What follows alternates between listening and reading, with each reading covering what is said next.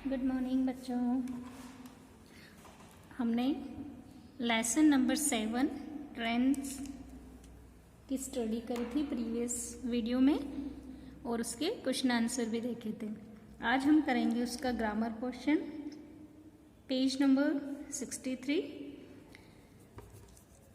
Lesson 7 की grammar में हमें पढ़ना है मॉडल्स। जैसे हमने पहले चैप्टर में, पहले लेसन में कैन, कैन नॉट इनका यूज़ देखा था। आज हम देखेंगे कुड एंड कुडंट, और इसको हम रीड करेंगे कुड नॉट। इनका यूज़ देखेंगे कि कुड कहाँ यूज़ होता है और कुडंट कहाँ यूज़ होता है। जैसे जब हम कोई काम कर सकते हैं तो वहाँ हम यूज़ करते हैं कुड, और जो काम हम नहीं कर सकते वहाँ यूज़ करेंगे हम कुडंट। लेकिन at the place of can, जैसे कैन जहाँ हमने यूज़ किया था, कैन हम यूज़ करते हैं प्रेजेंट टेंस के लिए, यानी जो काम हम अभी कर रहे हैं, ठीक है, करने वाले होते हैं, उसके लिए हम यूज़ करते हैं कैन। और कुड हम यूज़ करते हैं जो काम पास्ट में हम कर सकते थे, उस काम के लिए हम यूज़ करेंगे कुड। यानी अगर पास्ट टेंस से कोई जो बात पहले हो चुकी है उसके लिए हम कुड यूज़ करेंगे, और जो काम पास्ट में हम नहीं कर सकते थे उसके लिए हम कुडंट यूज़ करेंगे। फॉर एग्जाम्पल, जैसे आपको एग्जाम्पल दिया हुआ है, could is used as past tense of can, यानी कि कैन का मीनिंग होगा कर सकना, है ना, और कुड का मीनिंग होगा कर सकते थे। तो example, I could sleep in this cot when I was a baby. यानी आप जैसे एक बच्चा है, अभी बड़ा हो गया है, और ये क्या है, बच्चे का झूला। तो ये बच्चा क्या बोल रहा है, I could sleep in this cot when I was a baby. मैं इस कोट में, इस झूले में तब सो सकता था जब मैं क्या था, when I was a baby, जब मैं बच्चा था, बेबी था, तब ये इसमें सो सकता था, ठीक है। और यहाँ क्या, यहाँ देखिए, couldn't is used as past tense of cannot, यानी जिस काम को हम नहीं कर सकते थे उसके लिए क्या यूज आएगा, couldn't। यानी पास्ट टेंस में अगर हमें लिखना है तो वहां हम यूज करेंगे couldn't। एग्जाम्पल दिया हुआ है, I could not solve this sum in class today। वो शाम को जब हम जैसे कोई काम घर पे जाके देखते हैं, आप घर पे बताते हो मम्मा पापा को कि आज हमसे स्कूल में ये काम नहीं हुआ, ठीक है, नहीं कर सकते थे, तो ये शाम को घर पर देख रहा है, ठीक है। तो ये क्या सोच रहा है, I couldn't solve this sum in class today. मैं आज इस सम को, इस प्रॉब्लम जो सॉल्व दिया हुआ था उसको मैं सॉल्व नहीं कर सकता था, ओके। इसी से रिलेटेड हमारी एक एक्सरसाइज है, उस एक्सरसाइज को हम देखेंगे। एक्सरसाइज ए, ये कर रहे हैं हम पेज नंबर 63 पर। Tick the correct answer. आपको यहाँ पर 4 ऑप्शन दिए हुए हैं, इन चारों में से आपको जो करेक्ट ऑप्शन है उसे चूज करना है। Clear? Let us see. 1, Bina dash and dash the dress as she had no money. यानी यहाँ पर क्या है, बीना जो है, the dress as she had no money, यानी उसके पास रुपए नहीं थे, तो हमें यहाँ यूज़ करना है कुड और कुडंट, ठीक है। तो पहले हैड नो मनी मतलब कि उसके पास पैसा नहीं था, इसलिए वो dress couldn't buys, couldn't buy, could buys and could buy. इनमें से जो 2 आंसर हैं, कुड बाय मतलब वो खरीद सकती थी, उसके पास पैसा नहीं था, तो ऐसा नहीं हो सकता। अगर पैसा नहीं है तो वो बीना जो है वो ड्रेस भी नहीं खरीद सकती। तो 2 ऑप्शन जो आपके सी एंड डी, ये तो ऑलरेडी रॉन्ग हो गए। अब आपके पास कौन से बचे हैं, couldn't buys and couldn't buy. Clear? तो इसमें से कौन सा करेक्ट होगा, Beena couldn't buy the dress as she had no money, यानी ऑप्शन बी जो है वह आपका करेक्ट ऑप्शन है। अब ऑप्शन ए क्यों नहीं आया, क्योंकि यहाँ पर बाय में क्या लगा है, एस लगा है, और जब भी हम कोई हेल्पिंग मॉडल्स वर्ब यूज़ करते हैं तो उसके बाद जो वर्ब्स आती है वो एज इट इज़ जो वर्ब होती है वो आती है, उसमें एस या ई एस को नहीं जोड़ते हैं। अगर यहाँ पर केवल बायस लिखना होता BUYS तो फिर बिना के साथ बायस आता, क्लियर। लेकिन क्या लगा है उससे पहले कुड लगा है, इसलिए ये वाला ऑप्शन सही है। बीना couldn't buy the dress as she had no money. Understood? Okay. Let us see the next second. Grandma and grandpa dash and dash dinner together as grandpa had gone off to sleep. यानी कि दादा और दादी थे, उनने क्या किया, वो उनने साथ में खाना नहीं खाया क्योंकि ग्रैंडपा जो थे, दादाजी थे, वो सोने चले गए थे। ठीक है, जैसे आपके घर पर अगर दादा दादी हैं, वो दादा दादी साथ में खाना नहीं खाया तो क्यों नहीं खाया, क्योंकि ग्रैंडपा जो दादाजी थे वो सो गए थे, इसलिए दोनों ने साथ में खाना नहीं खाया। तो कौन सा ऑप्शन सही होगा यहाँ पर, couldn't have, could have, could had and couldn't had. One more thing, see here, could have and could have, ये तो दोनों नहीं होंगे क्योंकि हमें आंसर हमारा क्या था, दोनों ने साथ में खाना नहीं खाया, तो कुडंट वाला आएगा। अब इसमें से कुडंट हैव आएगा या कुडंट हैड आएगा, बिकॉज यहाँ पर दो पर्सन है, इसलिए हम क्या यूज करेंगे, हैव। तो हमारा आंसर जो है वह क्या है, grandma and grandpa couldn't have dinner together as grandpa had gone off to sleep. couldn't have वाला ऑप्शन सही है। Now let us see the third sentence. I dash and dash under this small table when I was 2-year-old. नहीं, आपके घर में भी अगर जैसे कोई छोटी टेबल है तो आप क्या बोल सकते हो कि जब आप बहुत छोटे थे, 2 साल के थे, तब उसके नीचे छुप जाते थे, है ना। तो हमारा आंसर क्या आएगा, could height, could have height, couldn't height and could had height. तो हमारा आंसर सही होगा could height. Could have height नहीं आएगा क्योंकि ये परफेक्ट आ रहा है, ये कुडंट वाला भी नहीं आएगा, कुड हैड भी नहीं आएगा क्योंकि ये भी पास्ट परफेक्ट है। तो हमारा सही आंसर क्या है, could height under this small table when I was 2 years old. Clear? Now exercise B. Now answer these questions. इस एक्सरसाइज में आपको कुछ क्वेश्चन दिए गए हैं, आपको उनका आंसर करना है। One example is given for you, late us see this example. Could you cycle when you were 5 years old? यानी कि आप सोचिए कि आप सामने खड़े हैं और हम आपसे क्वेश्चन कर रहे हैं, could you cycle when you were 5 years old? जब तुम 5 साल के थे तब तुम साइकिल चला सकते थे क्या?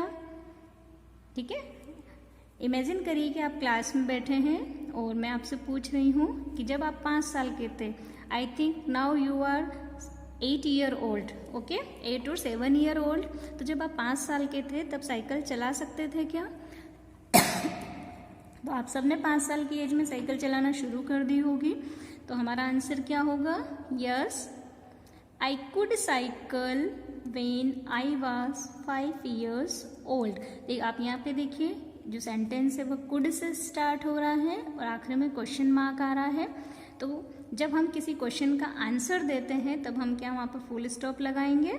ठीक है, अब क्या चेंजेस हुआ यहाँ पर, फर्स्ट आपको सेंटेंस स्टार्ट करना है यस से, यस, फिर कोमा लगाना है, उसके बाद यू को हमने किस में कन्वर्ट किया, आई में।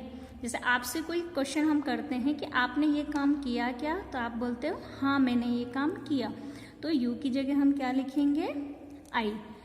इस कुड को हम इसके बाद ले जाएंगे यानी यू के बाद, तो यहाँ पर यू को तो हमने आई में कन्वर्ट कर दिया, ये यू जो था इसको हमने आई में कन्वर्ट कर दिया, और इस कुड को आपको यहाँ पे लिखना है, तो क्या हो जाएगा, yes I could cycle when, फिर अगेन यहाँ पर क्या आया है, यू, तो इस यू की जगह हम क्या लिखेंगे, आई, और आई के साथ क्या वर आता है क्या, कभी भी नहीं आता है, आई के साथ हमेशा क्या लिखते हैं हम, was. I was 5 years old। ठीक है, तो इसी टाइप से हम अगले जो हमारे क्वेश्चन दिए हुए हैं उनका आंसर देखेंगे कि क्या आएगा। Question number 1, could you swim when you were a baby. क्या क्वेश्चन है, could you swim when you were a baby, जब तुम बच्चे थे तब तुम तैर सकते थे क्या। तो जब तुम बच्चे थे तब तुम तैर सकते थे क्या। आप में से किसी को तैरना आता है क्या, नहीं आता है। और ये बात हो रही है और पहले की, यानी जब आप और छोटे बच्चे थे तब आपको तैरना आता था क्या। ठीक है, तो हमारा आंसर क्या होगा, जैसे हमने यहाँ लिखा था यस, ऐसे हम यहाँ पर क्या लिखेंगे अब, नो। और कुड के साथ हम क्या लगाएंगे, कुड नॉट। तो हमारा ये सेंटेंस क्या हो जाएगा, जैसे यू को हमने आई में कन्वर्ट किया था ऐसे ही यहाँ पर भी हम यू को आई में कन्वर्ट करेंगे। तो हम लिखेंगे नो, फिर कॉमा लगाएंगे, यू को हम कन्वर्ट करेंगे आई में और कुड को ले जाएंगे यू के बाद और इसमें जोड़ देंगे नॉट। तो no I could not swim when, फिर यू की जगह हमें क्या करना है, फिर से आई लगाना है, when I was a baby. Okay, इसको हम कॉपी में देखते हैं।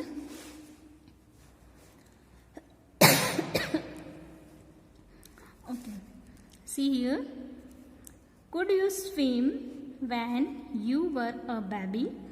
क्या तुम तैर सकते थे जब तुम बच्चे थे। तो हमारा आंसर होगा no, I could not swim when I was a baby. Clear.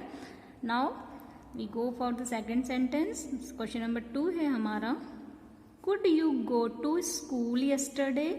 क्या कल तुम स्कूल गए थे।